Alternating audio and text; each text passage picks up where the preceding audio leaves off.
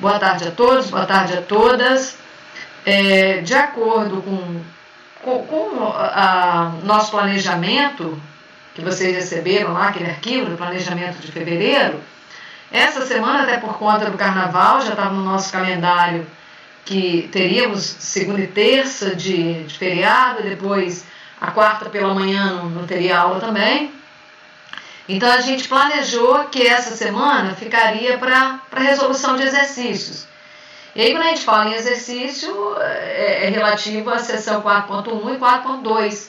Então essas duas sessões, sendo que a 4.1 traz então a definição de espaço vetorial, os exercícios acabam demandando um trabalho maior, porque eu de alguma maneira tenho que lidar com aqueles 10 axiomas, e quando a gente vai para a seção 4.2, a gente já tem que identificar que estamos normalmente trabalhando com um subconjunto de um conjunto que é espaço vetorial, e que esse subconjunto, para que ele seja tratado, né, como um espaço vetorial, ele precisa ter herdado características do pai, e que a gente, para demonstrar, basta que demonstre 2 axiomas, que seria provar que a operação, a adição, ela é fechada, ou seja, o resultado, a soma, né? O resultado da adição sempre cai no conjunto, e que o resultado da multiplicação por escalar também sempre cai no conjunto, chamado de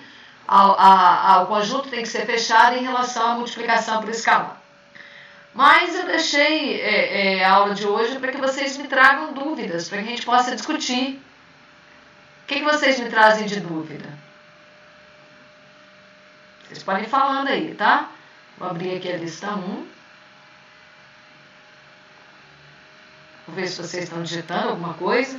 Igor me falou 4.1, 5 e 6, 4.2, 4 e 14. Você fala do livro, né, Igor? Então deixa eu abrir o livro e buscar lá o que você está trazendo para a gente. Então aqui o livro do Anton, deixa eu ir abrindo. Você me fala na seção, do capítulo 4, dentro do capítulo 4, deixa eu vir aqui, quando vocês me trazem assim na hora, a maior dificuldade que eu tenho é esse tempo que a gente acaba gastando, né? Mas vamos lá. Deixa eu buscar aqui na seção 4.1.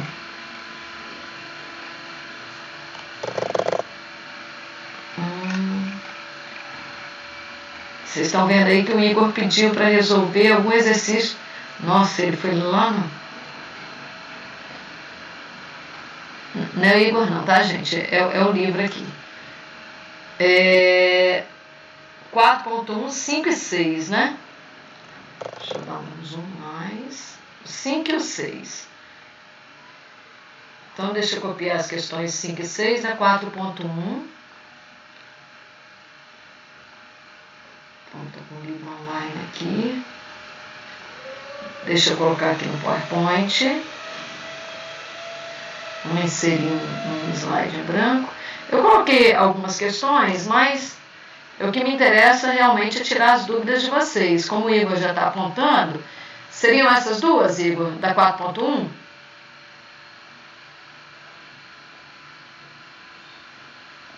Da lista, questão 3. E o Rodrigo traz da lista, questão 3. Da 4.2, 4 e 14. Vou copiar logo da 4.2 também. Deixa eu ver aqui, 4.2. Aí, Rodrigo, eu já copio a que você falou, tá? Que a gente já fica com todas ali. Então, da 4.2, 4 e 14. 4 e 14.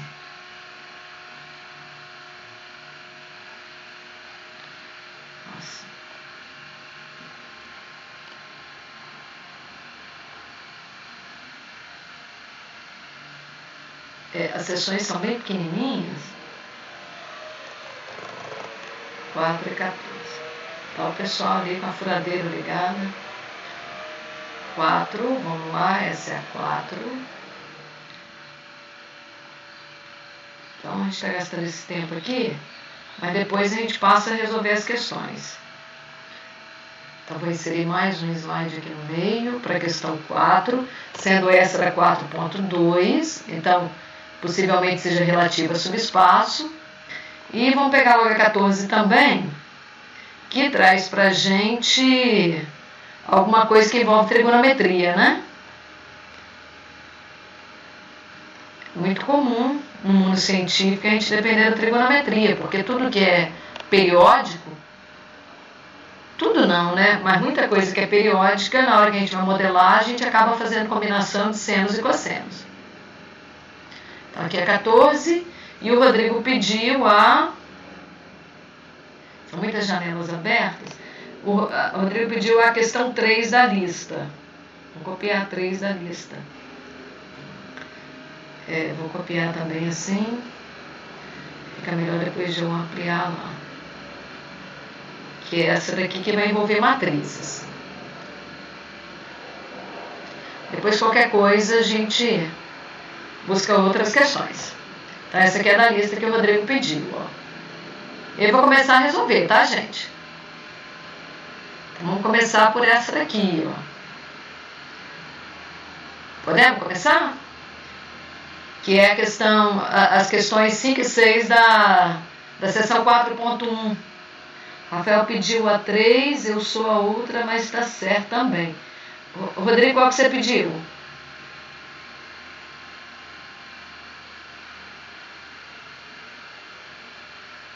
Depois, se der, a gente vê, tá bom.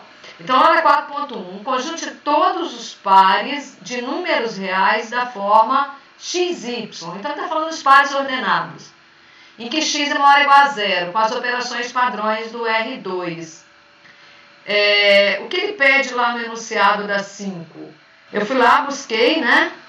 As 5 e 6, elas fazem parte de um mesmo enunciado, né?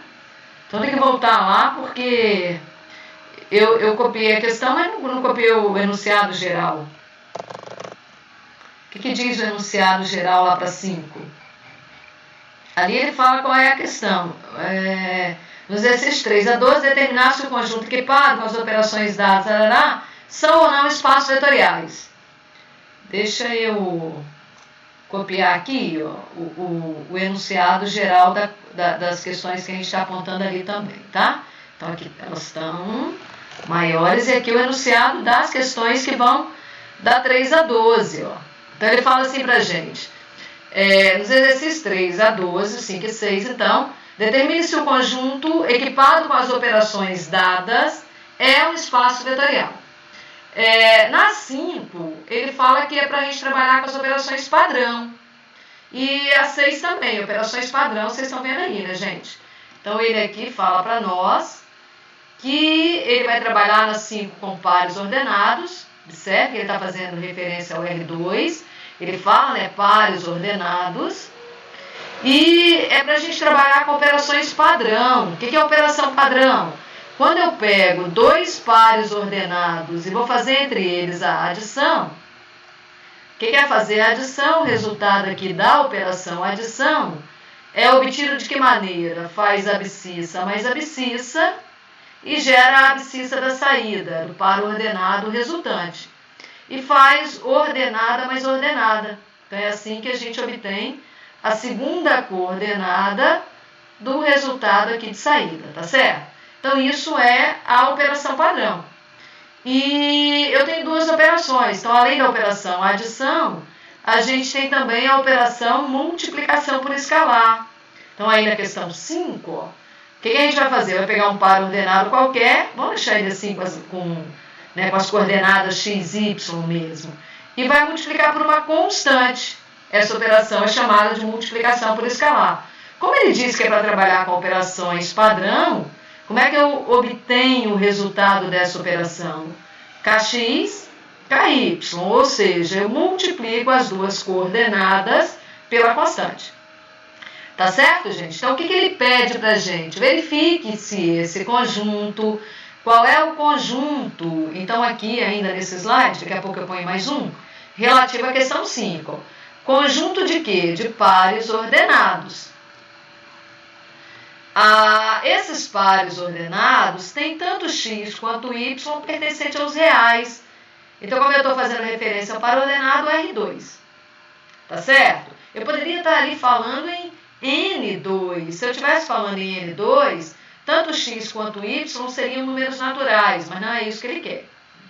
Então, x e y são números reais, mas ele exige de nós que a primeira coordenada, que é a abscissa, que o x, seja maior ou igual a zero. Então, se eu fosse representar esse conjunto graficamente falando, eu viria aqui no plano cartesiano, eixo x, eixo y, e pintaria tanto o primeiro quadrante quanto o segundo quadrante. Então, primeiros e segundo quadrante, inclusive o eixo y, tá, pessoal? Todos esses pontinhos que eu estou marcando, mas não dá para falar em um por um, porque são infinitos, ó. Eu só selecionei alguns. O que esses pares ordenados têm em comum? Eles têm o x maior ou igual a zero, que seriam esses pontos que estão sobre o eixo y. Então, do lado de cá não serve nenhum, ó, porque do lado de cá o y é negativo. O y não, desculpa, o x, né? E ele quer que o x seja maior ou igual a zero. Vou dar um nome a esse conjunto, vou chamar esse conjunto de V. Então, vocês estão vendo a representação gráfica. Aqui a forma simbólica, algébrica, de definir o nosso conjunto. Daí ele pergunta se esse conjunto é ou não um espaço vetorial. Então, eu preciso pensar nas duas operações e pensar naqueles 10 axiomas, né? Então, ele pede para verificar se é espaço vetorial ou não.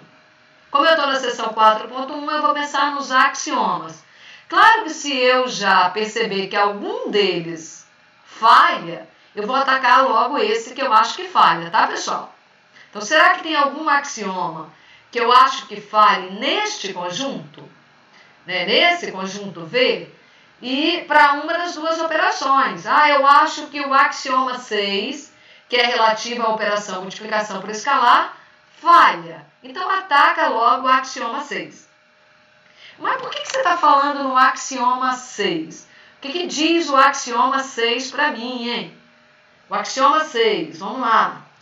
O axioma 6, ele diz assim para nós. Pegue um vetor, no caso um par ordenado, pertencente ao conjunto. Vou pegar lá um vetor, um par ordenado, que pertence ao meu conjunto. O meu conjunto é um conjunto de pares ordenados, lembrando que eu tenho a condição aqui desse carinha ser maior ou igual a zero. Então, se eu for exemplificar, exemplo, eu vou pegar um determinado vetor em que meu x vale 3 e meu y vale menos 5. Beleza, estou pegando um exemplo. Agora, esse cara aqui, ele não serve, ó, esse que eu vou escrever aqui embaixo, menos 2, 7. Esse cara não pertence a V, apesar de ser par ordenado. Por quê? Porque o meu x não é maior ou igual a zero. Mas o de cima, o V1, ele pertence a V. Então, ele atende à condição que é, além de ser par ordenado, o x tem que ser maior ou igual a zero. Então, o que diz ainda o axioma 6? Dado um elemento qualquer que pertence ao nosso conjunto, quando eu pegar esse elemento e multiplicar por uma constante qualquer, o resultado precisa pertencer a V. A gente costuma dizer que esse axioma 6, em palavras, é o resultado do meu conjunto, ele precisa ser fechado em relação à multiplicação por escalar.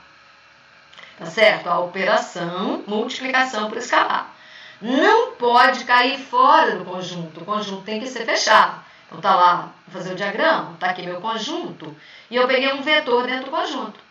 Se por acaso eu multiplicar esse vetor por uma constante, o resultado cair aqui do lado de fora, então isso significa dizer que meu conjunto não é fechado, né? O resultado caiu fora, tá certo? Saiu do conjunto. Então, se isso aqui acontecer, isso significa dizer que o axioma 6 falhou. Será que o axioma 6 falhou? Será que eu consigo pegar um exemplo que mostre que o axioma 6 falha? Então, vamos pegar aqui o nosso V1, que pertence ao conjunto. Então, eu tenho que pegar um par ordenado que pertence ao conjunto. Se eu pegar um que não pertence, ele não serve para começar. Então, eu peguei um par ordenado que pertence ao conjunto. Por exemplo, se eu escolher a constante igual a menos 1, o que vai acontecer quando eu fizer o meu KV? Então, quando eu fizer menos 1 multiplicado por aquele par ordenado que estava dentro do conjunto. Então, o que vai acontecer ao eu executar a operação? Meu par ordenado vai passar a valer menos 3, 5. Aqui não tem problema, né? Sobre o y não tem condição nenhuma. Mas o que acontece ali com o nosso x? Ó? Então, o nosso x, ele virou negativo. Então, como esse cara é menor que 0, isso vai fazer com que o nosso par ordenado não pertença ao conjunto. Caiu fora. Resultado da nossa operação, caiu fora do conjunto V. Falhou o axioma 6. Já é o bastante para eu garantir que o conjunto V, né, o conjunto dado aqui no exercício 5, ele não é um espaço vetorial. Tá certo, gente? Conseguiram entender? Então, falhou o axioma 6. Será que tem mais algum que falha? Eu não testei. Mas eu verifiquei, eu percebi que ao escolher uma constante negativa, o que acontecia com a abscissa? Ela ia ser multiplicada por aquela constante negativa. E como a abscissa era positiva, se ela fosse 0, né, ia continuar sendo 0. Então, aparentemente, o axioma 6 não iria falhar. Tá certo? Só que o axioma 6 tem que valer para qualquer par ordenado. Então, em particular, quando a abscissa é um número maior que 0 e eu escolho uma constante negativa, então o par ordenado resultante da multiplicação por escalar fica com a abscissa negativa e faz com que meu resultado fique fora do conjunto V. Portanto, eu vi ali que o axioma 6 falhou. Então, a gente pode afirmar que o nosso conjunto, é isso que eu estou chamando de V, ele não é espaço vetorial. Basta um axioma falhar para que o nosso conjunto não seja espaço vetorial, tá, gente?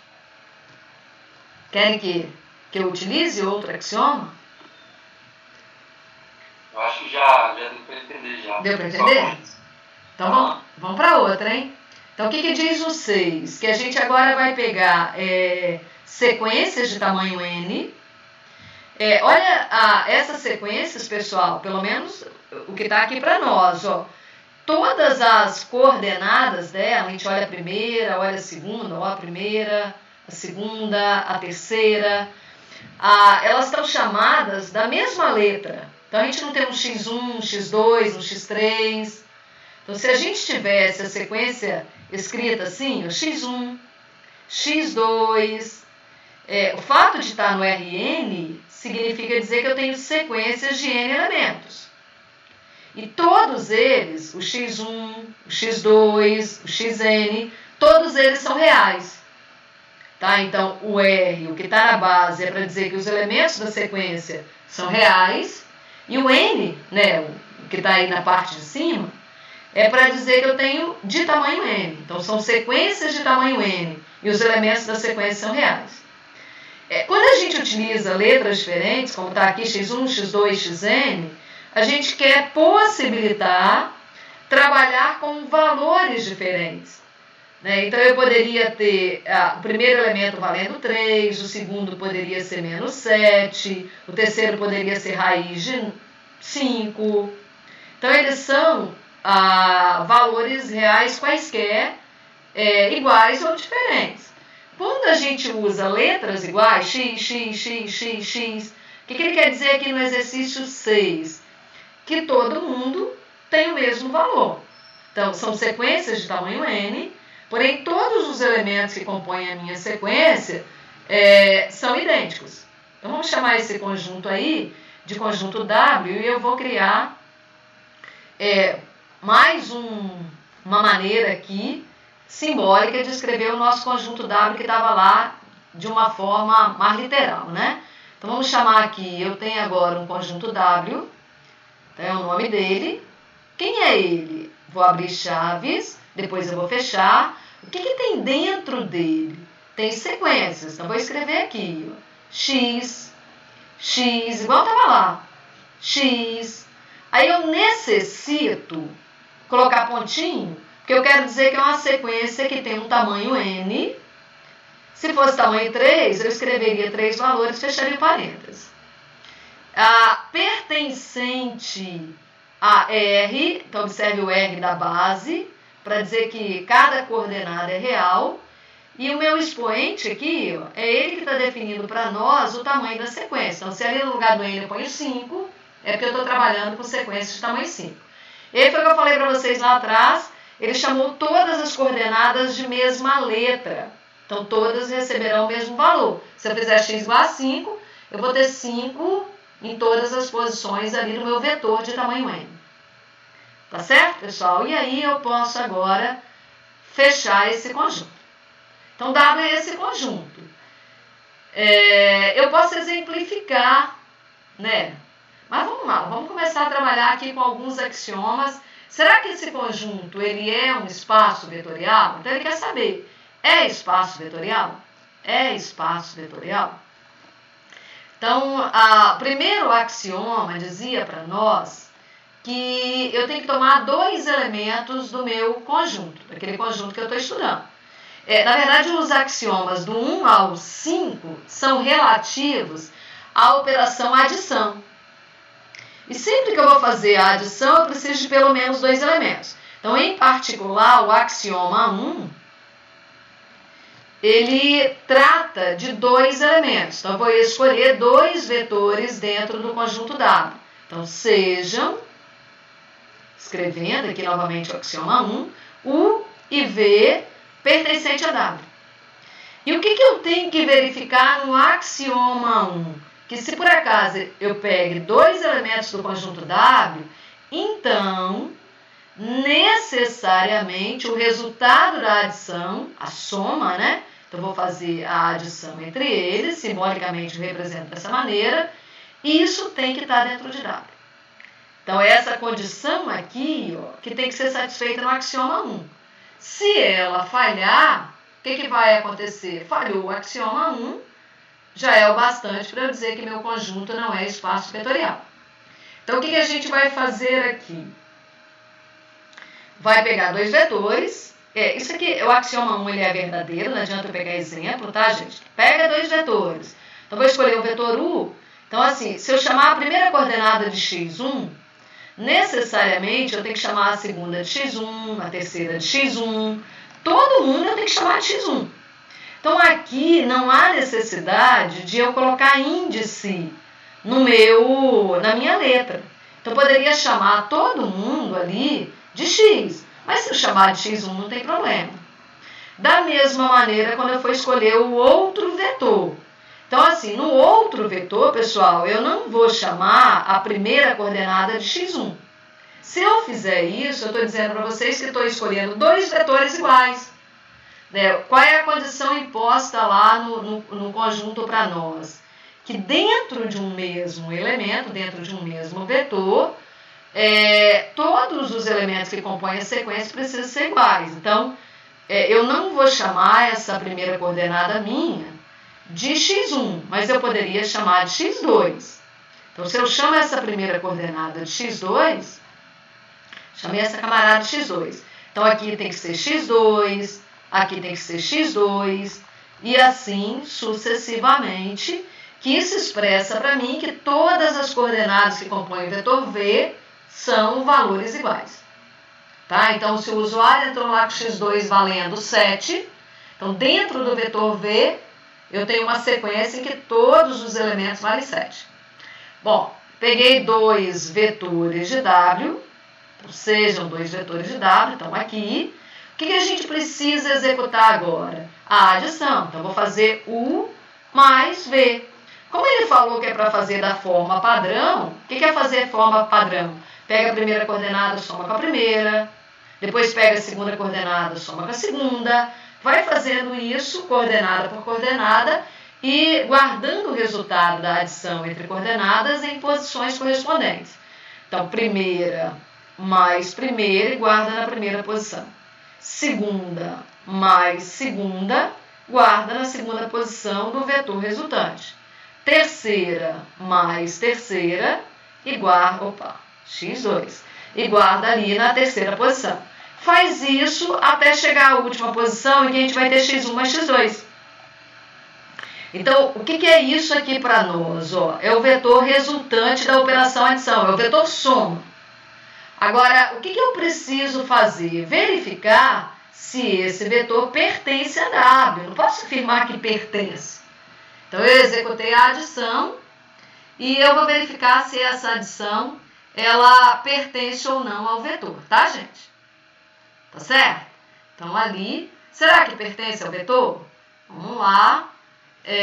O que é necessário para uma sequência de tamanho n pertencer ao vetor? É necessário que as suas coordenadas sejam iguais. Então, a gente vai ali nas coordenadas do vetor resultante. Então, olha aqui a primeira, a segunda, a terceira e compara. São iguais? Essa camarada é igual a essa? Então, será que elas são iguais duas a duas? Primeira é igual a segunda é igual a terceira é igual a quarta. Então, são todas iguais. Então, dá para a gente ver ali que a primeira componente vale x1 mais x2, a segunda componente também vale x1 mais x2, e aí a gente vê que todas as componentes têm valor igual a x1 mais x2. Então, podemos afirmar que isso é uma verdade. Tá certo, gente? Vocês acham que tem alguma que falha? Eu acho que não. Tá vendo? Então, será que o axioma 6 vai falhar? Será que o axioma 4 vai falhar? E a gente tem que pegar a listinha lá dos axiomas e ir vendo. Aí tem a nossa sensibilidade também, né, pessoal? Nós estamos trabalhando com operação padrão. Nós estamos trabalhando ali com um conjunto que todo mundo... Ele não colocou condição que tem que ser positivo, tem que ser negativo. Né? O x é um valor qualquer. Na questão anterior, ele exigiu de nós que a primeira componente, né, a abscissa, ela fosse positiva. Daí ficou fácil falar, olha, se eu pego uma constante negativa, vai acabar alterando ali a positividade da nossa coordenada.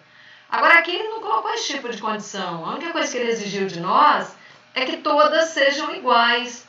O que vai fazer com que elas deixem de ser iguais?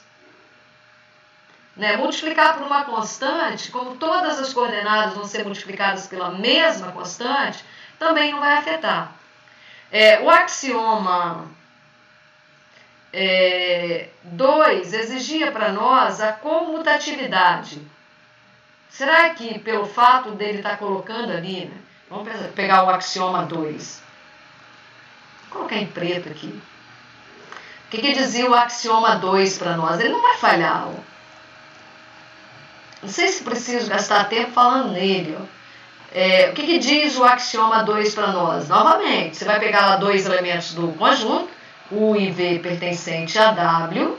Se eu pegar vetores que não estão no conjunto, qualquer coisa é qualquer coisa. Então, pegue dois elementos e execute a adição. U mais V. Será que fazer V mais U vai dar diferente?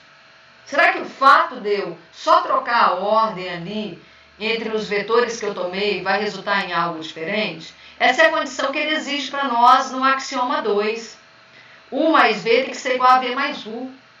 Né? A gente pegou ali o vetor x1 de fora, do início ao fim, x2, o outro vetor do início ao fim. Né? A única diferença quando eu executo o V mais U, pegando ali as mesmas coordenadas, é que vai aparecer o x2 mais x1. No vetor anterior, apareceu x1 mais x2. Aqui vai aparecer x2 mais x1. E assim sucessivamente.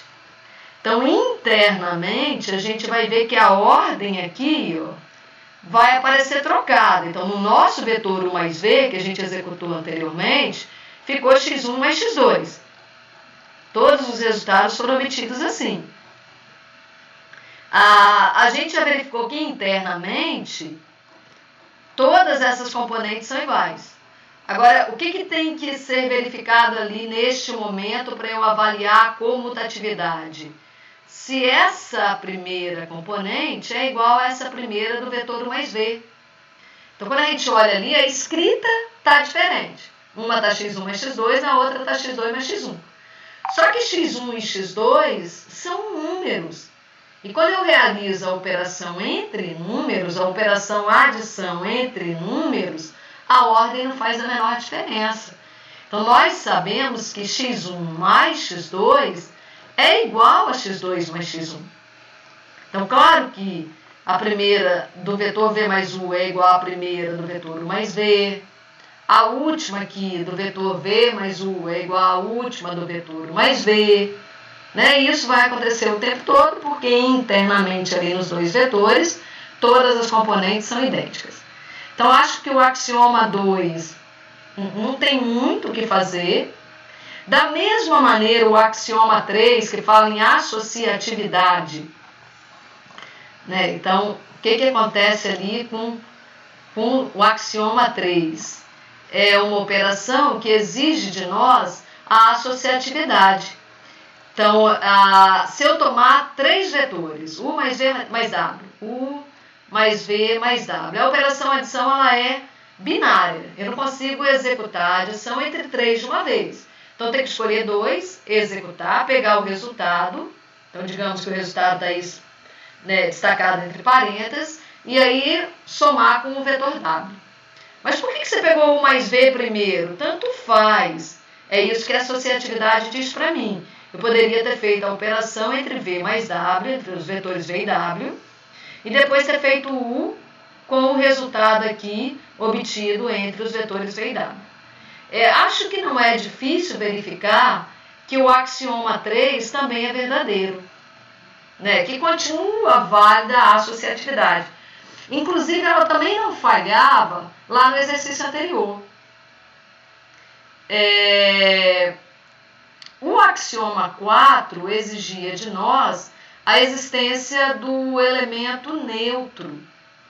Quando eu trabalho com as operações padrão, né, no meu caso aqui, nas duas questões, a gente fala na operação padrão, o axioma 4, ele exige que tem que existir um elemento. Vou colocar a setinha em cima para diferenciar de zero. Esse cara tem que pertencer ao conjunto dado, meu conjunto dado. Esse vetor que eu estou simbolizando com que a gente usa para o zero, só que eu coloquei a setinha em cima, ele tem que ser tal que quando eu executo a operação adição dele com um vetor qualquer de W, não importa a ordem, se vale a comutatividade, eu tenho certeza que não importa a ordem.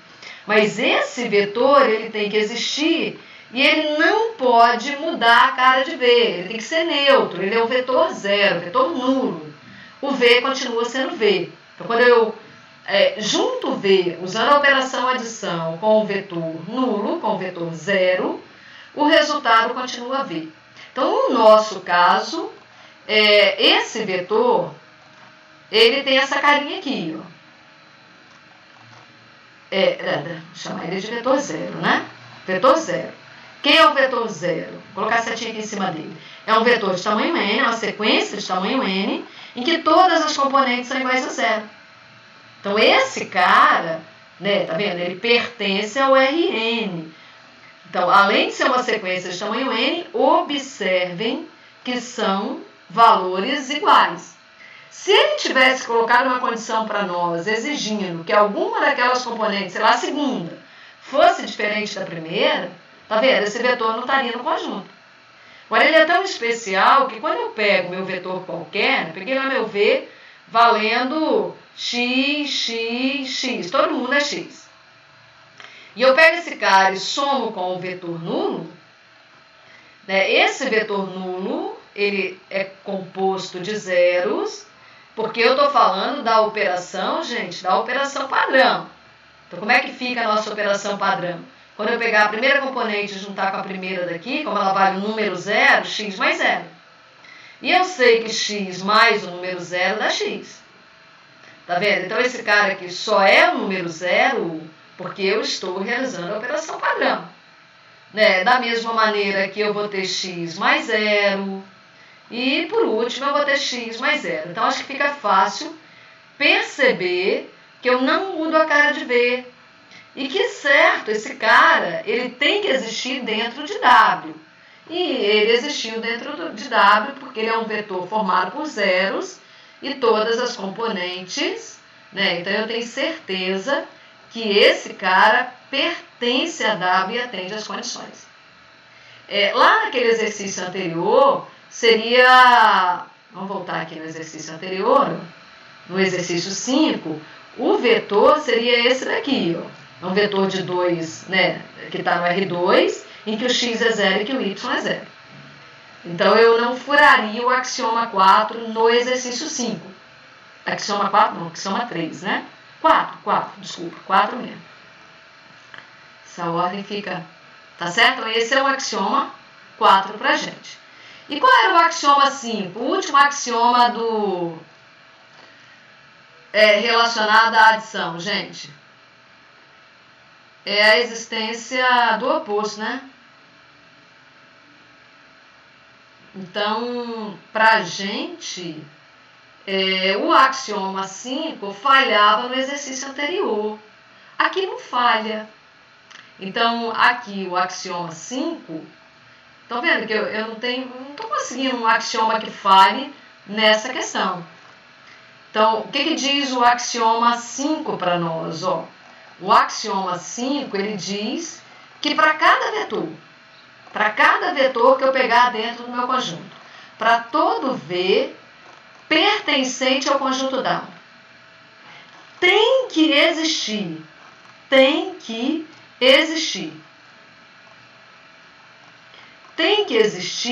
um menos V dentro de W.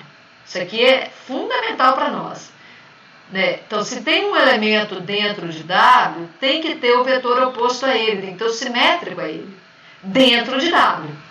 Esse vetor simétrico, ele tem que ser tal que quando eu juntar os dois, não importa a ordem, observe que eu fiz V mais menos V. Eu poderia ter feito menos V mais o vetor V. Então, o resultado, essa soma, tem que dar o vetor nulo. Então, para a gente aqui fica fácil verificar isso. Então, se o meu V, que está dentro de W, tiver essas coordenadas, todo mundo valendo x, observe, gente, por que você pegou todo mundo igual? Porque é a condição para estar dentro de W.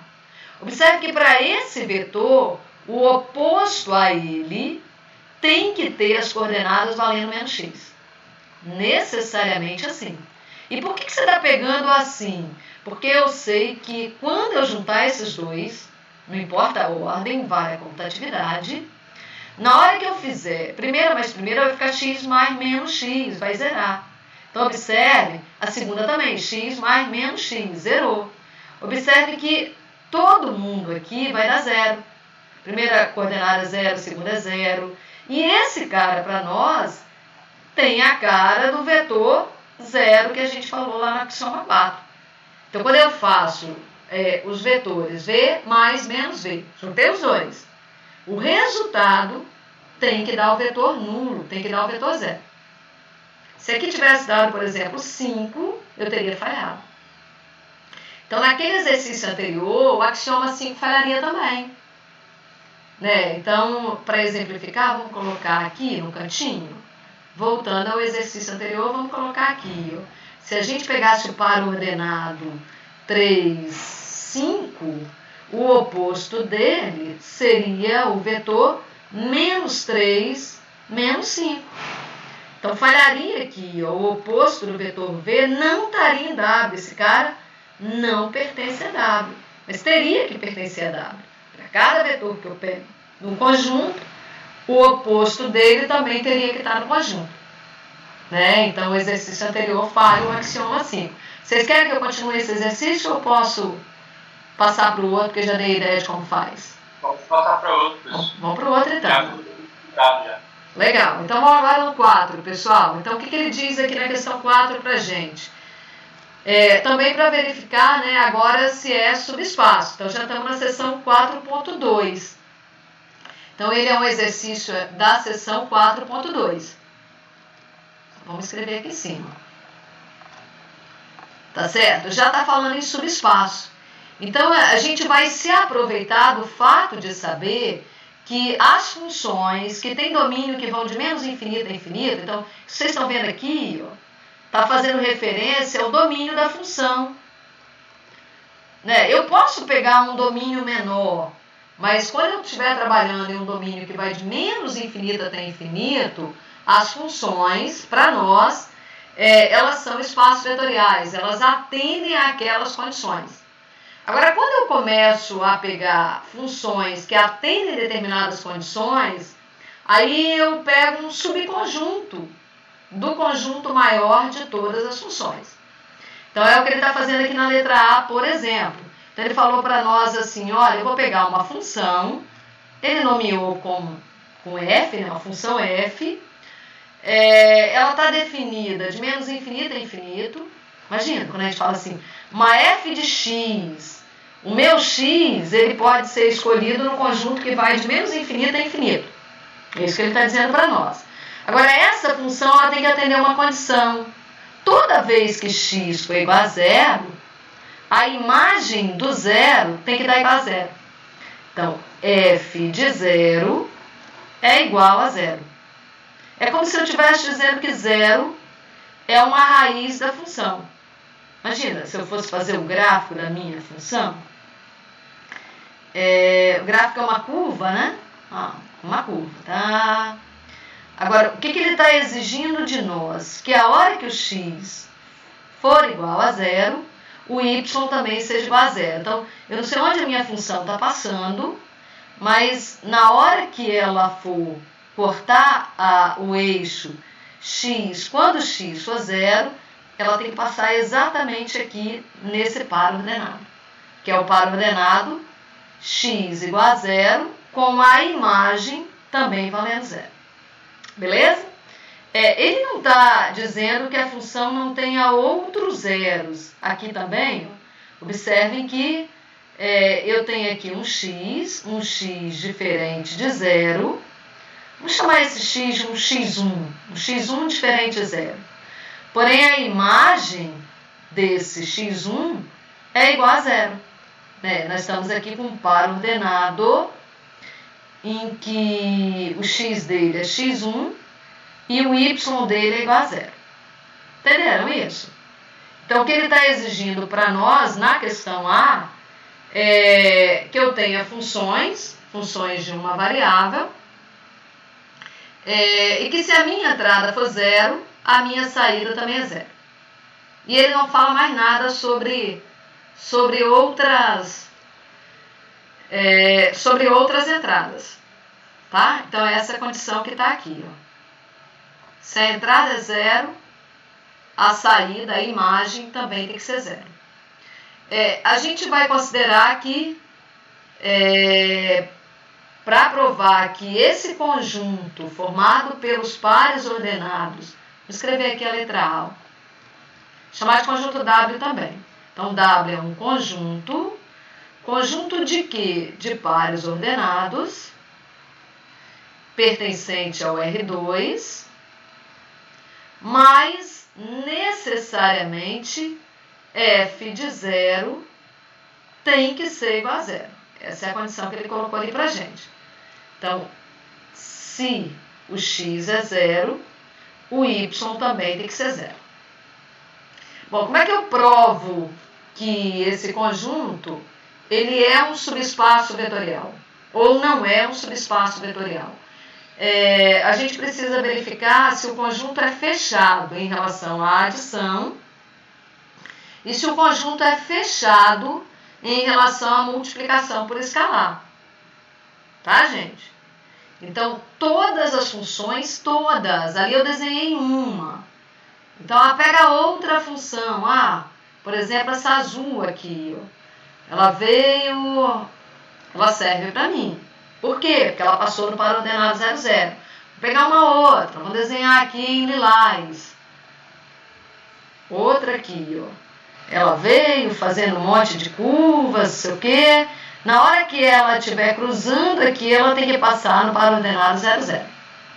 Então, será que se eu pegar duas funções, como essas que estão desenhadas aí, e eu somar, né?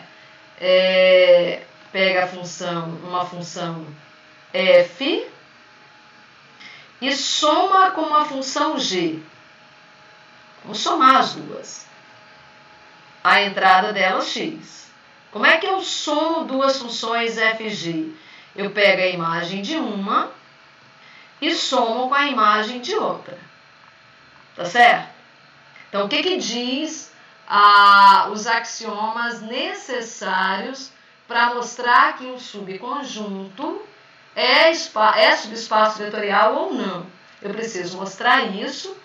Será que esse cara pertence ao conjunto que ele está fazendo referência ali para nós? Aqui, pessoal, deixa eu escrever um pouco melhor. Deixa eu apagar aqui. Na verdade, ele pede todos os pares ordenados, mas ele escreve... Deixa eu escrever aqui. Quem é W? Conjunto... Vamos escrever assim, ó.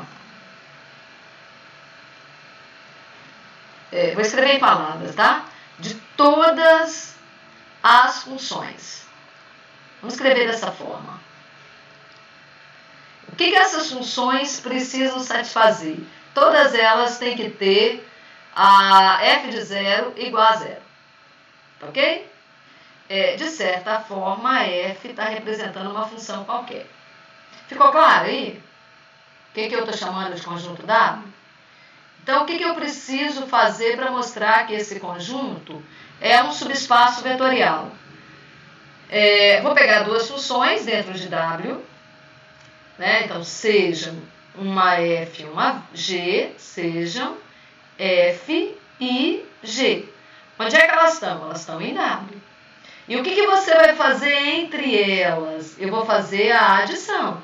Vou fazer a operação adição. E o que tem que acontecer quando você realizar a operação adição? O resultado, tá ele aqui, ó.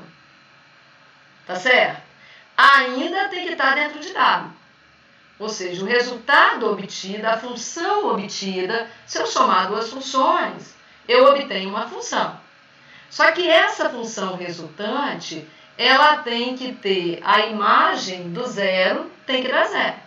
Então, será que ao eu pegar duas funções que estão dentro de W e somar as duas, será que o resultado continua dentro de W? O que vocês acham?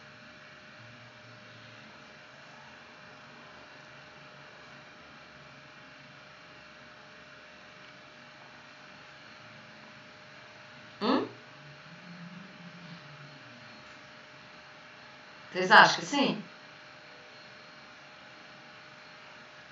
Então, vou executar aqui, tá, gente? Então, eu peguei a função fg. Eu tenho certeza que elas estão em W. Então, vamos fazer aqui a operação. Então, eu peguei a f e a g. E o que me interessa verificar? Me interessa verificar, porque foi a condição que ele colocou ali para mim, o que vai acontecer exatamente quando a abscissa, quando x foi igual a zero. Então, vamos lá. Simbolicamente, eu peguei a f e a g, estou expressando que vou fazer a operação adição e me interessa aplicar no número zero. Então, o resultado obtido... eu quero saber o que vai acontecer quando x for igual a 3? Eu quero saber o que vai acontecer quando x for igual a 5? Não, eu quero saber o que vai acontecer quando x for igual a 0, que é o que ele coloca aqui para nós como condição para que a minha função esteja dentro do conjunto W. Então, vamos lá. No lugar do x, que estava aqui genérico, eu coloquei o 0. Beleza. Vou executar a adição. Então, vocês observam que aqui em lilás está f mais g entre parênteses, para expressar simbolicamente que eu peguei duas funções e vou realizar entre elas a adição. Ainda não realizei. Mas como é que você faz para somar duas funções? Eu pego a imagem da primeira e somo com a imagem da segunda. A imagem é um número. Então, vou pegar a f de 0 e vou somar com a g de 0. Bom, o que eu sei sobre a f de 0? Como eu sei que a função f está em w, isso significa dizer que f de 0 é 0. Então, o que eu sei sobre a f de 0? Que é 0. Tá certo, gente? Então, esse carinha aqui é igual a 0. Mas como é que você sabe isso? Porque eu escolhi uma f dentro de w. E toda função que está em w, quando x é 0, a imagem também é 0. Da mesma maneira, g de 0 é 0, porque g também está dentro de w. Então, f de 0 é 0, que eu vou somar com g de 0, que também é 0. Então, fica 0 mais 0, que dá igual a 0. Logo, f mais g, aplicada à entrada 0, tem resultado, tem imagem, que também vale 0. Isso é o bastante para eu afirmar para vocês que a f mais a g pertence a w. Então, qual foi a condição que ele impôs para a gente? Que W era o conjunto de todas as funções que tivessem imagens igual a 0 quando a entrada fosse 0. Provei um dos axiomas, né, gente? Preciso provar 2, não é isso? Então, para falar em subespaço, eu preciso provar 2 teoremas. O primeiro é que a adição ela é fechada. Então, o resultado da adição tem que estar dentro do conjunto. E dando continuidade aí à letra A, qual era o segundo axioma que precisava ser provado? Vocês lembram? Que a operação multiplicação por escalar também precisa pertencer ao conjunto W, não é? Então, o que a gente vai fazer? Dando continuidade, hein? Esse, em relação a axiomas, é o axioma 6. Então, ele pode ser pensado como teorema. Então, quando ele trata lá da seção 4.2, ele fala do teorema do subespaço, né? O teorema ele é composto por duas condições. Então, lá em termos de teorema, era teorema composto pela condição A e condição B. A condição A do teorema é para nós o axioma 1, que eu acabei de provar ali atrás. E a letra B do teorema é o axioma 6. Então, não importa o nome que eu estou dando. Vou pensar em axioma, tá? Então, o que você precisa fazer para dar continuidade aqui à letra A da questão 4? Eu preciso pegar uma função que eu tenho certeza que está em W. Então, eu agora vou escolher, seja lá uma determinada função de W. Então, seja f pertencente a W. Bom, o que eu sei sobre f? Que f é tal, que f de 0 é igual a 0, que a imagem do 0 é igual a 0. Isso é necessário para que a minha função pertença a W. O que você vai fazer? Eu vou pegar essa função e vou multiplicar por uma constante. Vou fazer uma kf. E ao eu executar isso daqui, eu obtenho uma múltipla da f. Será que essa múltipla pertence a W? Então, eu preciso verificar isso.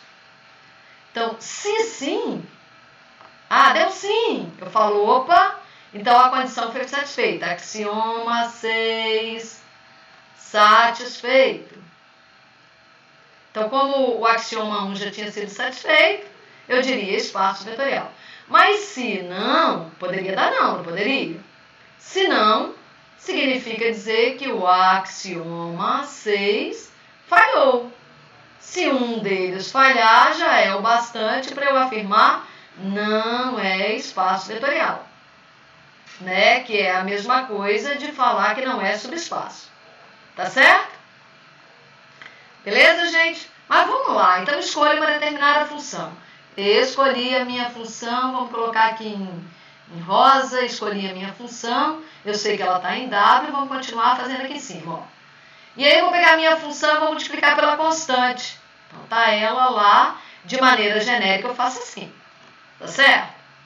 Mas como é que você executa essa multiplicação por escalar? Vamos lá. Vou deixar o K do lado de fora, faz, e vou multiplicar a imagem, a f de x. Então eu posso fazer isso. F de x é um número. Eu pego o número f de x e depois multiplico pela constante k. Mas o que eu sei em particular quando a minha f pertence a w? Ora, eu sei que se x for zero, vamos lá, no lugar do x a gente vai colocar zero. Se x for zero, a f de zero é igual a zero. Então, a imagem do zero é zero, vai ficar k vezes zero. E quanto é que dá k vezes zero? K é um número. Qualquer número vezes zero dá zero. Então, fica ali para nós determinado que a função k, f, aplicada a uma imagem zero, ela vale zero. Dessa forma, o axioma 6 foi satisfeito. Tá certo? A imagem deu igual a zero.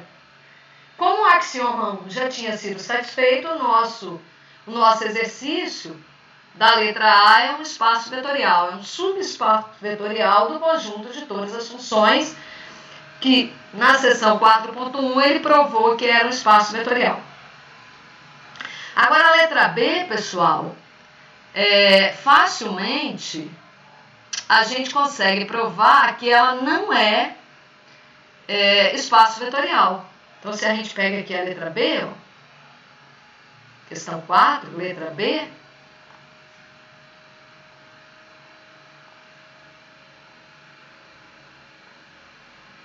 dá para fazer até por exemplo. Então, o que acontece aqui com a nossa letra B? O que ele está dizendo para nós? Da mesma forma que a letra A, ele está pegando funções. Quem é meu conjunto? Eu vou chamar meu conjunto de conjunto Uzão. O que tem dentro de U? Tem funções, F. Onde é que essas funções estão? Elas pertencem ao conjunto Fzão, de domínio que vai de menos infinito a infinito. Ah, mas qualquer função você vai pegar? Não, eu quero pegar aquelas funções que quando x foi igual a zero, quando a minha entrada foi igual a zero, a imagem do zero é igual a 1. Então, são as funções, pessoal, agora que graficamente falando, vão passar nesse par ordenado aqui. Ó. Quando x for zero, y é igual a 1. Imagina, pode ser uma reta, pode ser uma parábola, pode ser uma senoide, pode ser uma função qualquer. Ó. Ah, tá desenhando, ela tem que passar ali. Há uma outra. Qualquer gráfico, tá vendo? Pode fazer ondulações, tal, mas tem que passar ali. Então, está previsto aqui nessa condição. Toda vez que o x for igual a zero, a imagem tem que ser igual a 1, y é igual a 1. Não importa o que vai acontecer com os outros x. Então, aqui, por exemplo, se a gente pega duas funções que satisfazem essa condição e soma, eu pego ali a minha função f, que tem imagem f de zero igual a 1, e pego uma função g, que também tem a imagem do zero igual a 1. Então, se eu pego duas funções que estão atendendo a isso daqui, eu tenho certeza que f e g pertencem a w. Agora, se eu somar essas duas, e for analisar exatamente o que acontece no zero, de novo, eu só tenho condição para x igual a zero. Então, me interessa aqui no lugar do x colocar zero. Genericamente, eu represento a operação adição entre duas funções, colocando o nome delas entre parênteses, separadas pela cruzinha, né? E aqui do lado de fora eu ponho mais um parêntese para dizer qual é a variável de entrada ali da resultante f mais g. Agora, para executar, eu faço a soma das imagens. Então, eu vou pegar a imagem da f aplicada no x igual a zero e somar com a imagem da g também aplicada no x igual a zero, aplicadas na mesma entrada. Agora, o que eu sei sobre a f de zero? Vale 1. E o que eu sei sobre a g de 0? Que também vale 1. Daí, quando eu faço 1 mais 1, dá igual a 2. 2 é diferente de 1. Então, o que ficou ali para nós? Ó, que a imagem da função f mais g, quando x for 0, dá igual a 2. Deixou de atender a condição que estava ali em rosa, né? Do conjunto U. Então, o que ele diz para nós? O nome está f, tá, gente? Eu poderia chegar aqui e chamar isso de função h. Quem é a função h? A função h, h de x. Como é que você vai fazer para obter a função h de x? Eu vou pegar a f e vou somar com a g. Tá vendo? Aplicadas na variável x. É a função soma. O nome dela é h. Ok? Então, a nossa h de 0, ela está valendo 2. Ela não está valendo 1. Isso implica dizer que a função h não pertence ao conjunto que eu chamei de U. Tá certo? Logo, esse conjunto U não é fechado em relação à operação à adição. Falhou o axioma. Né? Esse conjunto não é subespaço vetorial do conjunto das funções. Deu para entender a diferença entre as duas, letras A e B? Então, na letra A, a gente somava imagens e todas elas eram iguais a 0. 0 mais 0 mais 0 mais 0. O que não mudava o valor da minha imagem. Aqui, como a minha imagem é diferente de 0, se eu somo duas imagens diferentes de 0, obviamente que quando eu junto as duas, a soma obtida, né, o valor obtido, vai dar um valor que é diferente dos dois que eu tinha. Tá certo? Entenderam essa questão? Foi? Entendi, professor. Então, não preciso provar o outro, né? Já falhou o axioma 1. A letra C, vocês querem que eu faça? O que diz a letra C? Ele está pegando função ali, que nós diríamos, daria um nome, são funções pares, né? Então, o que ele está dizendo para a gente aqui na letra C? Nós estamos aplicando uma função que tem nome de f, o nome dela é f. Não importa se eu estou chamando de g, se eu estou chamando de h, ele aqui de maneira genérica chamou de f. Agora, o que essa função tem que ter para ela estar no conjunto da letra C? As imagens de valores opostos, então, se eu pegar x valendo 5, ou se eu pegar o x valendo menos 5, as imagens precisam ser iguais. Então, ele está falando para nós que está pegando funções que são funções pares. Então, na letra C, ele quer o conjunto de todas as funções pares. Funções que eu pego entradas simétricas e entradas que têm módulos iguais, porém sinais diferentes, terão que ter a mesma imagem. Então, é isso que ele fala para nós. Na letra C. Será que se eu pego um conjunto formado pelas funções pares, esse é o nome que eu dou para funções desse tipo, tá, gente? Então, essa é a condição, ela está aqui. Ó. Por exemplo, essa função aqui, ela atende à condição que ele está colocando ali para nós. Ela é uma função par. Né? Então, se eu aplico f no valor 2, 2 ao quadrado dá 4. Mas se eu aplico a f no menos 2, menos 2 ao quadrado também dá 4. A função f de x igual a x ao cubo não atende à condição que ele colocou na letra C. Né? Então, aqui, ó, f de menos 2 dá menos 8. Já f de 2 dá igual a 8. Né? Então, na letra C, ele pede para nós as funções que são chamadas de funções pares. Será que todas as vezes que eu somar duas funções pares, elas continuam, o resultado, a soma, continua sendo uma função par? Então, vamos nós aqui para tentar provar se a letra C é verdadeira ou falsa. Então, se eu combino duas funções, vamos dar um nome. Meu conjunto V. Quem é meu conjunto V? Vamos escrever aquela condição aqui no conjunto. V. V é o conjunto de quê? De funções. Onde é que elas estão? Como é que eu especifico que isso é uma função? Fzão, domínio de menos infinito a infinito. Mas a minha f tem a condição. A f aplicada no x me dá uma imagem que é igual à imagem da f aplicada no menos x. Essa é a condição que está ali. Além de ser função, tem que ser par. Beleza, sejam duas funções que estão dentro de W. Então, a gente vai escolher duas funções, uma f e uma g, né? Então, sejam f e g pertencente a W. O que elas são? Funções. Se estão em W, f de x é igual a f de menos x.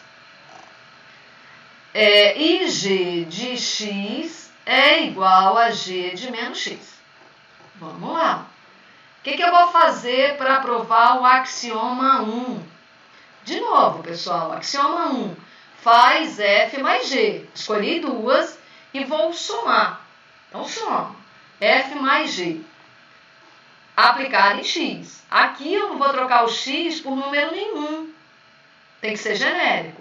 Lá o número era 0. Porque ele colocou a condição sobre o x igual a 0. Sobre a entrada igual a 0. O que eu quero verificar? Eu quero verificar se esse resultado dá igual a esse resultado. Opa! F mais G aplicado no valor menos X. Concorda comigo que é isso que eu quero verificar? F mais G é a soma das duas funções que estão no conjunto V. Para que a soma também esteja em V, é necessário essa simetria, né? É necessário que essa condição seja satisfeita. É necessário que essas duas imagens sejam iguais. Então, se isso for verdade, significa dizer que F mais G, então, se der sim aqui, verifiquei, sim. Então, sim, respondi sim. Aí eu digo assim, então, F mais G pertence à Vzão. Primeira condição ali, para que o meu conjunto seja um espaço vetorial. Então, já é suficiente para ser espaço vetorial? Não, eu teria que ir para o segundo, para a segunda condição do meu teorema. Tá certo, gente? Então, vocês estão vendo ali que eu já coloquei a condição que eu preciso provar. Então, vamos lá, vamos fazer o resultado dessa soma aqui. Vamos fazer esse carinha aqui. O que eu sei sobre f mais g aplicado em x? Eu sei que eu vou ter que pegar a f de x e somar com a g de x. Concordam comigo? E o que eu sei sobre a f mais g aplicada no menos x? Que eu vou ter que pegar a imagem da f aplicada no menos x e somar com a imagem da g, com a g de menos x. Tá certo? Então, eu já vou passar para a execução ali da f mais g aplicada na x, que é isso daqui. E do lado aqui direito, aplicadas no menos x. Será que esses dois resultados são iguais? Então, como f de x é igual a f de menos x e g de x é igual a g de menos x, certamente esses dois resultados são iguais. Então, ficou fácil ali para a gente responder sim, né? Concordam comigo? Se vocês discordarem, vocês me falam, hein? Não tive muito o que fazer, né?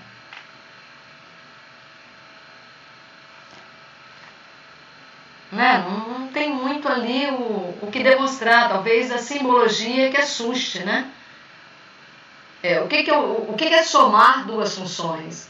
É somar as imagens das funções. Então, ali eu apliquei as imagens no x e apliquei as imagens no menos x. E por que você pegou o x e o menos x? Porque era o que ele estava me exigindo aqui, como duas imagens que precisavam ser verificadas como sendo iguais ou diferentes. Se são imagens iguais, isso garante que a função está em V. Então, como essas imagens são iguais, isso implica dizer o que está aqui em cima, ó, que a f mais g pertence ao conjunto Vzão. Será que o axioma 6 também é satisfeito, gente? Acho que sim, né? Então, o que diz o axioma 6 para nós? Que é a letra B do teorema da seção 5.2. O axioma 6 diz para nós seja uma determinada função pertencente ao conjunto. O que você vai fazer com essa função? Aí eu vou pegar a minha função e eu vou multiplicar por uma constante. E esse resultado precisa estar dentro de Vzão. Isso é a exigência do axioma 6, para que Vzão seja o meu espaço vetorial. Então, assim, para o conjunto que ele me deu, eu tenho que verificar se isso realmente vai acontecer. Então, eu sou capaz de pegar uma função que está em Vzão. Então, vai lá e escolha uma função dentro de Vzão. Escolha. Então, seja f pertencente a Vzão. Ah, mas peraí, o que essa f tem que ser para estar em Vzão? Ah, ela tem que ser assim. F de x tem que ser igual a f de menos x. Nós estamos pegando lá no domínio da nossa função um x e um menos x. E estamos garantindo que ao aplicar a função, o que vai acontecer com as imagens? Elas caem no mesmo lugar, são iguais. Tá legal. Mas quando eu pego essa função e multiplico por uma constante, então está expresso ali o que é pegar a função f e multiplicar pela constante. Simbolicamente falando, é isso. Então está aqui a multiplicação por escalar. E eu vou pegar e aplicar no x. Tá vendo? Então é a minha simbologia para dizer que eu peguei a minha função e multipliquei por uma constante. Ora, mas como é que você executa? Você pega a f de x, a imagem, que você já sabe quanto vale, e multiplica pela constante. Ah, tá. Mas será que kf pertence a Vzão? É isso que a gente quer se responder. Então, eu preciso verificar se ao aplicar a kf no x, o resultado obtido é o mesmo de aplicar a kf no menos x. Agora, o que significa dizer aplicar a kf no menos x? Significa pegar k, a constante k, e multiplicar pela imagem f de menos x. Só que o que eu sei sobre a f de x e a f de menos x? Eu sei que são dois valores iguais. Então, esses dois valores aqui, eles são iguais. F de x é igual a f de menos x, porque eu sabia que a f pertencia a V. Que eu quero saber se kf pertence a V. Então, como esses dois valores são iguais, claro que kf de x é igual a k vezes f de menos x. Então, isso implica dizer que esses valores são iguais, logo isso é uma verdade para a gente. Logo, o axioma 6 está satisfeito. E aí, a letra C é um subespaço vetorial.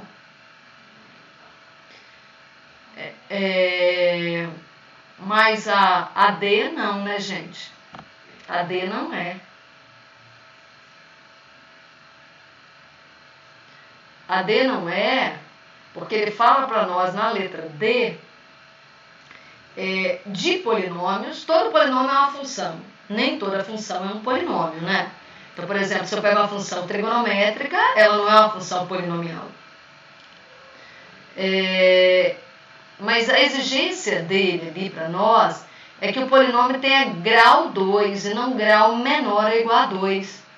Então, eu posso pegar facilmente dois polinômios de grau 2, em que os coeficientes do termo de grau 2 sejam, sei lá, um vale 5, o outro vale menos 5.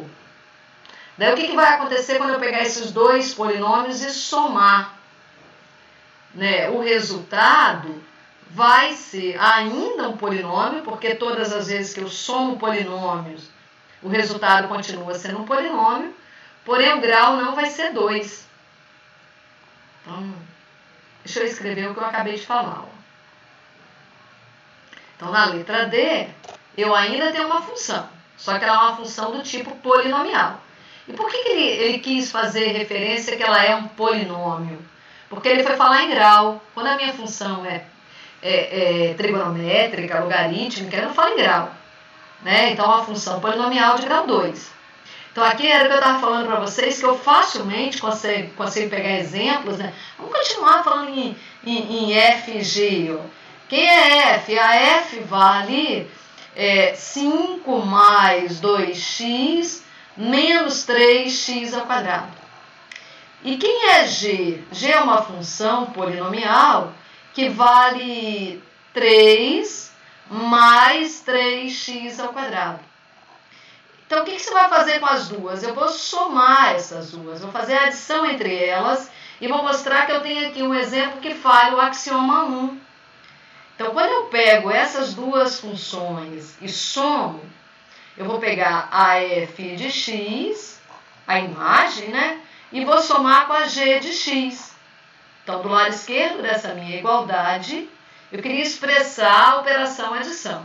Do lado direito, eu estou dizendo para vocês como eu executo a operação adição. Pega imagem, soma com imagem. Então, pegando aí f de x, que vale 5 mais 2x menos 3x ao quadrado, e somando com a g de x, o que vai acontecer? Realizando a operação padrão, né? 5 mais 3, 8. 2x mais 2x é o único termo de grau 1.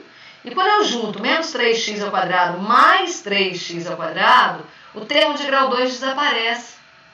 Daí, esse polinômio que eu acabei de obter é um polinômio de grau 1. Na letra D do exercício, ele fala para nós nos polinômios de grau 2. Então, essa função não tem grau 2. Então, se eu coloco isso, né, da mesma maneira que eu fiz anteriormente, o que é Wzão? É um conjunto de funções. Que funções? São funções que tem essa cara aqui, ó, p de x igual a 0 mais a1x mais a2x ao quadrado. E olha eu colocando aqui a condição que tem que ser de grau 2. A2 tem que ser diferente de 0. Tá certo? Estou exigindo que meu polinômio tenha grau 2. Então, essa condição expressa para nós exige que o termo de grau 2 apareça. Ele não pode, né? Eu não posso ter um teorema, um polinômio com grau menor que 2. E aí, então, esse resultado não pertence a W. Isso significa dizer que o axioma 1 falhou. Né? Então, esse conjunto, ele não é subespaço vetorial de quem? Do conjunto das funções. Então, W não é... por que você fala em subespaço, espaço?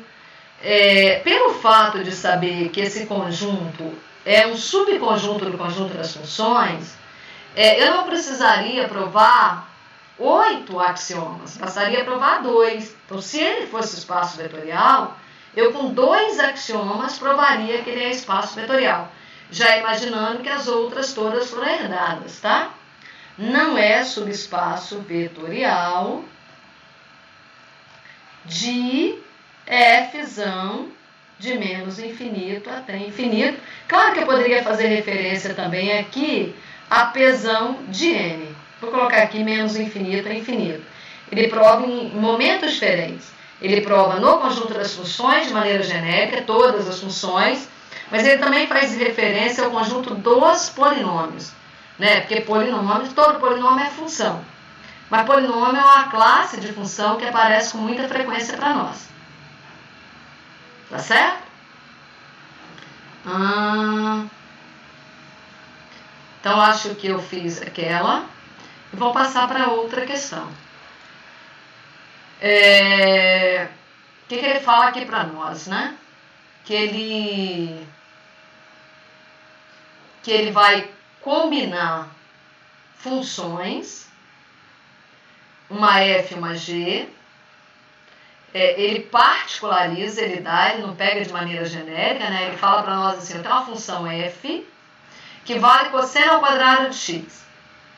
E eu tenho uma função g que vale seno ao quadrado de x. E eu vou fazer uma combinação entre elas, f e g. E eu quero saber, ao combinar essas duas, o que eu posso gerar. Tá certo, gente? Ok? Então, assim, quando eu combino elementos de um espaço vetorial, eu posso gerar o próprio espaço vetorial, ou eu posso gerar um subconjunto do espaço vetorial. Tudo depende do que eu estou combinando. Tá certo? Você já deve ter visto algumas coisas lá. No caso aqui, então, ele fala para nós que vai fazer uma combinação linear. Em que momento ele falou que vai fazer uma combinação linear? Parece que não está escrito lá, né? Quando ele fala em espaço gerado, tá?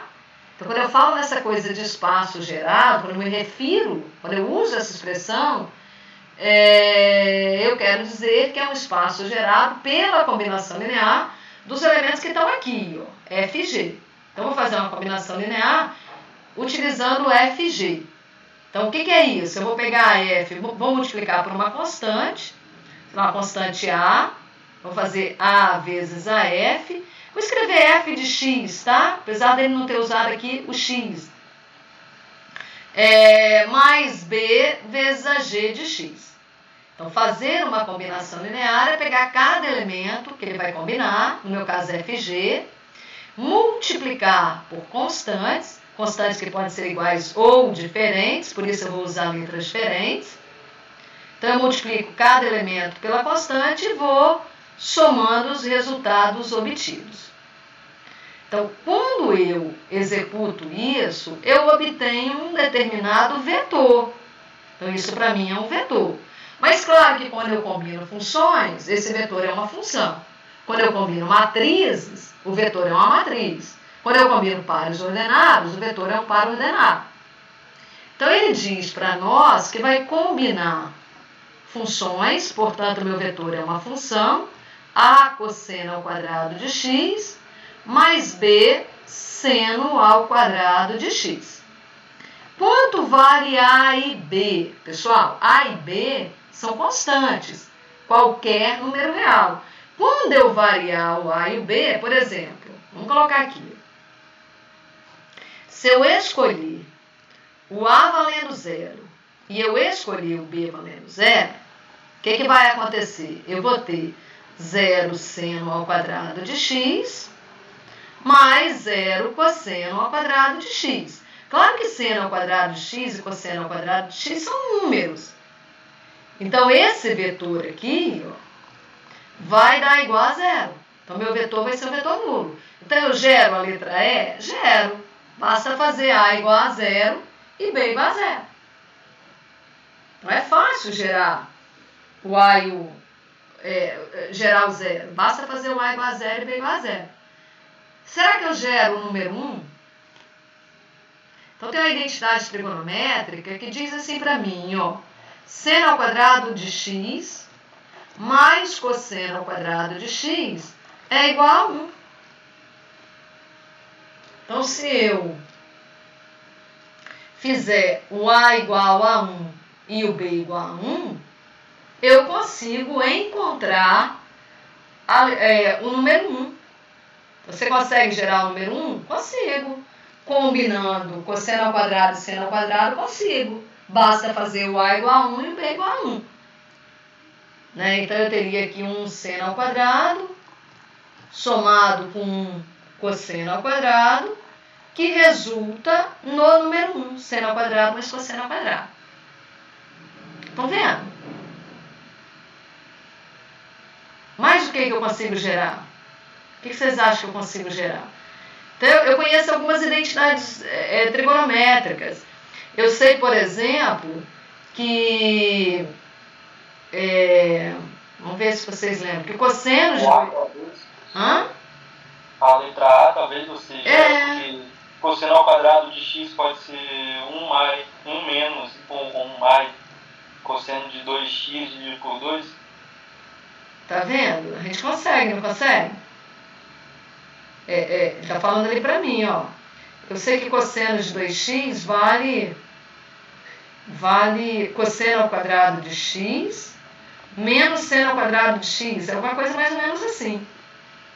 Não é não?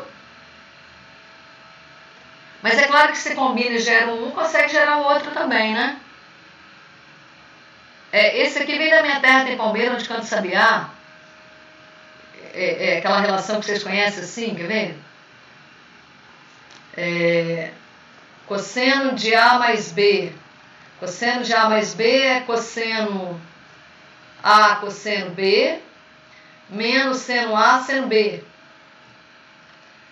Só que se eu fizer esses dois valores iguais, ó, no lugar do B eu colocar A, vai ficar cosseno de A mais A, que dá cosseno de 2A, né? Então vai ficar cosseno de A vezes cosseno de A, que dá ao quadrado. Menos seno de A seno A. Tá vendo? Então sai daqui, ó. Ou seja, se a gente fizer no caso aqui, né, que eu chamei o A de... O A é o companheiro do cosseno ao quadrado, né, gente? Então, se eu fizer o A igual a 1, vai ficar 1 vezes cosseno ao quadrado menos seno ao quadrado. Então, a maneira de eu gerar cosseno ao quadrado menos seno ao quadrado, que é o cosseno de 2x. Então, a gente consegue gerar esse carinha. Estão vendo? Tudo combinando aí, cosseno ao quadrado, seno ao quadrado. Agora, será que eu gero 3 mais x ao quadrado? Como é que eu vou gerar 3 mais x ao quadrado? Para eu gerar 3 mais x ao quadrado, eu tenho que ter termos quadráticos, eu tenho que ter x ao quadrado, eu tenho que ter constante, eu tenho que ter polinômio de grau menor ou igual a 2. Né? Eu tenho que ter polinômio que tenha termo lá de grau 2. Então, eu não gero 3 mais x ao quadrado. Vocês viram que constantes eu gero. Será que eu consigo gerar a constante 2? A constante 5? O que vocês acham? Consigo também, né? Aí eu quero fazer a constante 5. Bastaria eu fazer o A igual a 5 e o B igual a 5. Eu colocaria o 5 em evidência, tá, gente? Agora, o 3 mais x ao quadrado não gero. Então, a letra A eu gerei, né? Então, aqui ficou cosseno ao quadrado menos seno ao quadrado de x, que é o cosseno de 2x. Agora, essa camarada, letra B, eu não consegui gerar. Tá certo? Será que a gente gera a letra D? Será que tem como gerar o seno de x?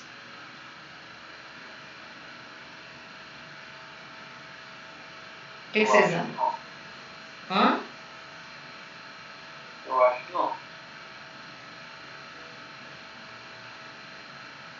Seno de x.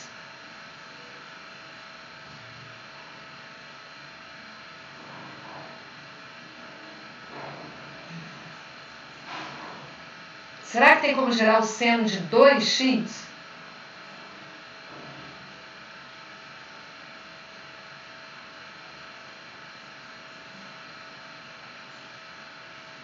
Né? O que a gente sabe sobre o seno de 2x? Seno de 2x. 2 seno x cosseno x. Será que a gente consegue gerar o cosseno de x? Será que tem alguma relação entre cosseno e cosseno ao quadrado?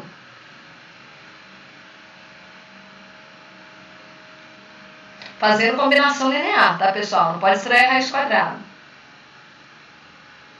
Só vale multiplicar, somar, dividir.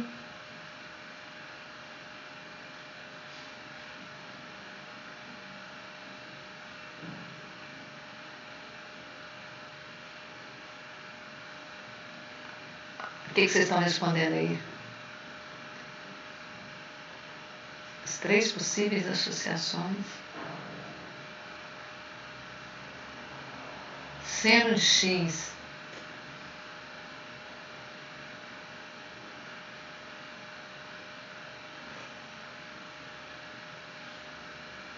Sim, não.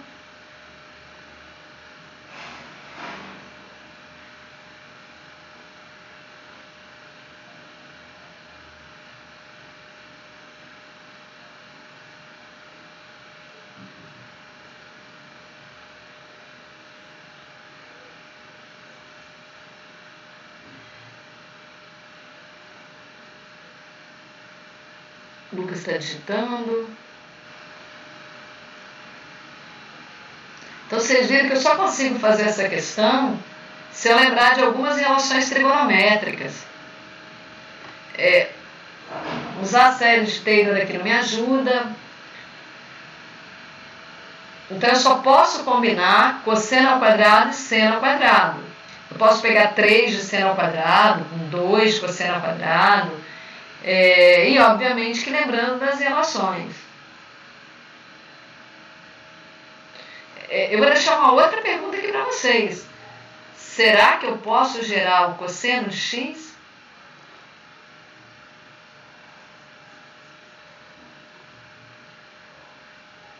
A e B são apenas escalares.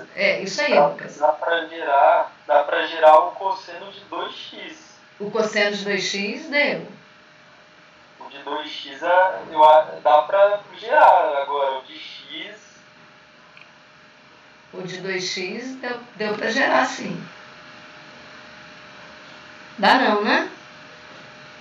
Então, vocês viram que o cosseno de 2x, ele pode ser escrito, gente, em função do cosseno ao quadrado e do seno ao quadrado. Ah, eu quero extrair a raiz do cosseno ao quadrado. Não pode.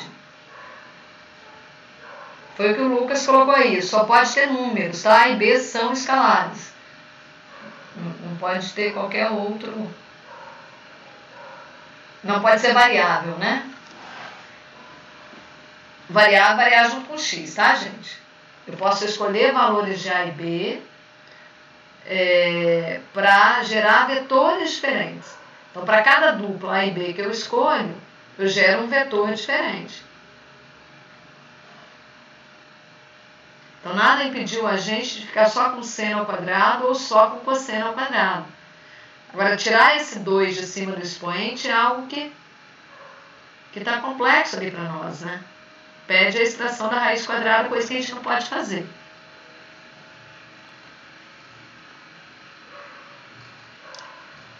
Beleza?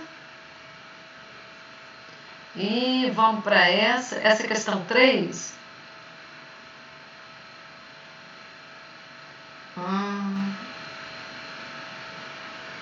Qual a dificuldade aqui na questão 3, gente?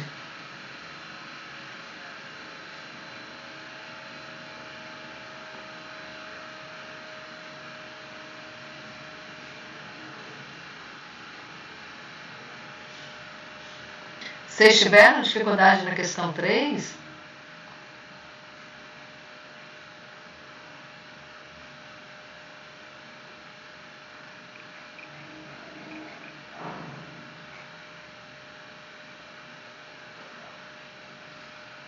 Eu acho que quem pediu ela não tá na aula mais não, professor. Tá não? Não. Porque ela é relativamente simples, né? A letra A eu fiquei um pouquinho dúvida na letra A, só. Mas qual o tipo de dúvida que você teve? Porque, o que ele fala para nós? Vamos lá. Eu tenho um conjunto V, que é um conjunto de pares ordenados.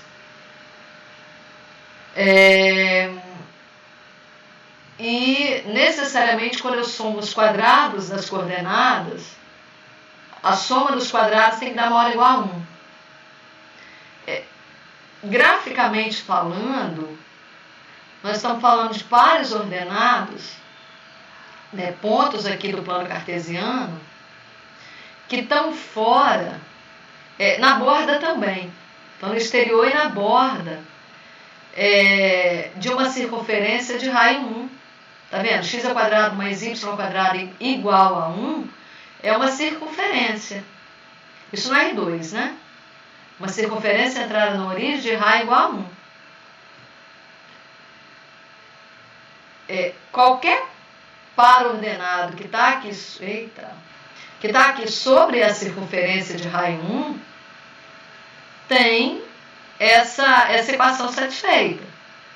Então, eles são tais que quando eu faço a soma dos quadrados, né, x ao quadrado mais y ao quadrado, dá igual a 1.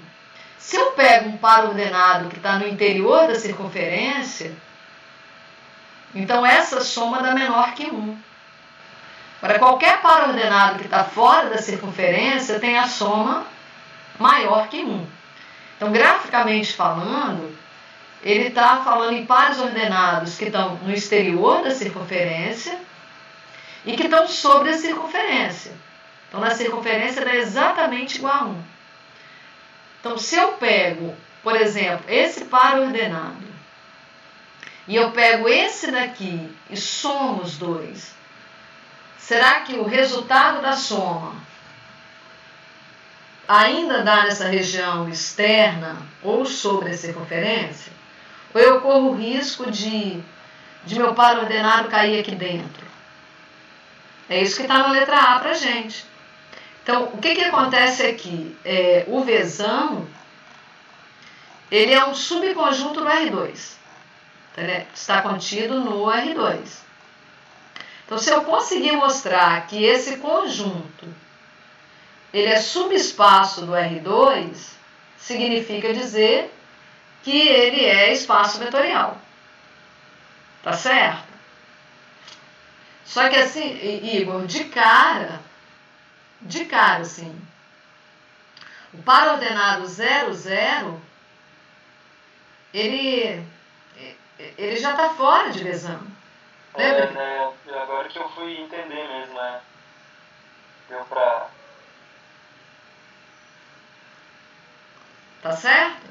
Então, ali, por exemplo, se você pegar o par ordenado U igual a menos 1, 0, e pegar o par ordenado, vamos pegar o outro, 1, 0, a gente estaria falando desses dois aqui, ó, como se eles fossem extremos, um está aqui e o outro está aqui, ó. Na hora que a gente soma, então claramente a gente já vê o 0, 0 aparecendo e ele não pertence ao Vzão. Pronto, acabou. Mas dá para ir por vários, né? Falha ali. Ô professor, tipo assim, o vetor nulo, no caso, eu poderia falar que não é um espaço vetorial porque o vetor nulo não está contido nessa... não pertence a Vzão. Então, foi Igor que perguntou? Foi, né? Igor, aqui nessa questão, o vetor nulo é o par ordenado 0, 0. Já que ninguém fez referência na verdade até fez, né? São operações usuais, tá vendo? Mas a gente tem que tomar cuidado que às vezes as operações não são usuais. Daí, o nosso vetor nulo, a gente pode fazer referência a um vetor que não é exatamente o nulo daquele conjunto em questão. Agora, uma condição necessária é o vetor nulo sempre tem que pertencer ao conjunto. Então, se não pertencer, ele não é espaço vetorial. Só tome cuidado com qual vetor nulo você está se referindo. Entendi. Por exemplo, como é a operação usual, aí o vetor nulo é 0, 0. Exatamente. Igual na letra B. Tá vendo? Aqui na letra B, o que acontece com o conjunto V que ele coloca para a gente. Ele fala assim, eu quero matrizes 2 por 2. Aí você fala, eu já sei que o conjunto de todas as matrizes 2 por 2 é um espaço vetorial. Você já sabe isso? Fala, beleza. Lembrando que eu estou trabalhando com a operação usual. Senão eu nem poderia estar fazendo essa referência. Eu teria que estar começando do zero. E aí esse conjunto V, ele está contido no mundo das matrizes 2 por 2. Tá certo? Agora, o que ele traz como condição para a gente? Os elementos que estão na diagonal principal, aqui está a letra A e aqui está a letra A, eles têm que ser iguais. Então, se eu colocar 2, né, se eu vier na diagonal principal, colocar 2 aqui no primeiro elemento, aqui eu também tenho que colocar 2. Outra coisa que ele exige de nós, esse carinha aqui você não escolhe, ele tem que valer 1. Quando ele põe essa condição aqui, que tem que valer o número 1, ele quebra a possibilidade da matriz nula estar no conjunto V. Então, assim, imediatamente você pode, neste caso, novamente, porque eu estou falando da operação usual, você pode chegar lá e falar assim, olha, a matriz nula, essa matriz, por conta desse cara, dessa condição, todas as outras, elas estão satisfeitas. Os elementos da diagonal principal são idênticos, né? O elemento que está na linha 2, coluna 1, ele é qualquer, né? Posso colocar 0 no lugar. Mas pelo fato desse carinha aqui não ser igual a 1, isso significa dizer que essa matriz, que é o elemento neutro, que é o vetor nulo, né, desse mundo, ele não pertence a V. Isso implica dizer que V não é espaço vetorial. Já sai por aqui. Não precisaria mais nada. Mas eu estou trabalhando com uma operação que não é a usual. Aí tem que começar do zero, não tem jeito. Mas o nulo está lá dentro. Ele não me colocou essa condição. Talvez falhe ou pelo axioma 1 ou pelo axioma 6.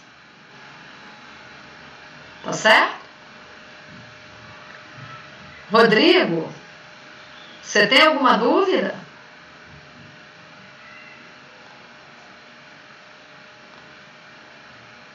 Vamos lá, gente. O que mais vocês querem?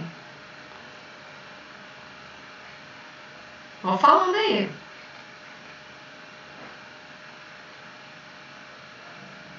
Da lista, do livro, não tem mais nada para fazer. Eu tinha escolhido algumas que eu também não sei se. 4 pode ser a 4 da lista? Deixa eu ver aqui, hein? A 4. A 4, ele tá no R2. A 4 é legal.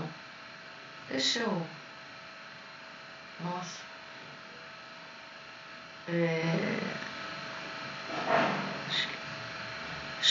Eu tô abrindo aqui. Queria tirar esse monte de sublinhado, fica feio, mas... gasta muito tempo. Deixar assim. Vamos lá. Vou colocar aqui, que a 4 ela é interessante porque ele traz um subconjunto do R2, só que as operações não são as usuais. Na verdade, ele traz... Aqui fica isso aqui foi... O mouse estava no meio do caminho, apareceu esse tracinho na frente, tá, gente? Então, aqui, a adição é usual. Tá vendo? A adição lá é a operação padrão. Agora, a multiplicação por escalar, não. Mas, a multiplicação por escalar, ele está resolvendo de uma maneira diferente. Então, para eu verificar se esse subconjunto do R2, se ele é um espaço vetorial, né, se esse conjunto aqui, que está relacionado ao R2, se é um espaço vetorial, eu não preciso passar pelos 5 primeiros axiomas. Porque os 5 primeiros axiomas eu sei que são verdadeiros. Uai, vocês estão aí?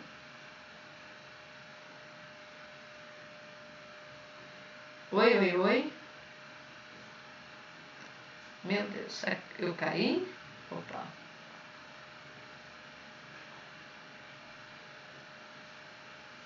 Eita. Não caí.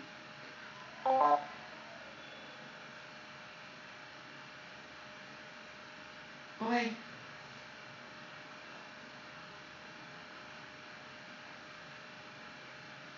Oi? Não sei o que aconteceu, não.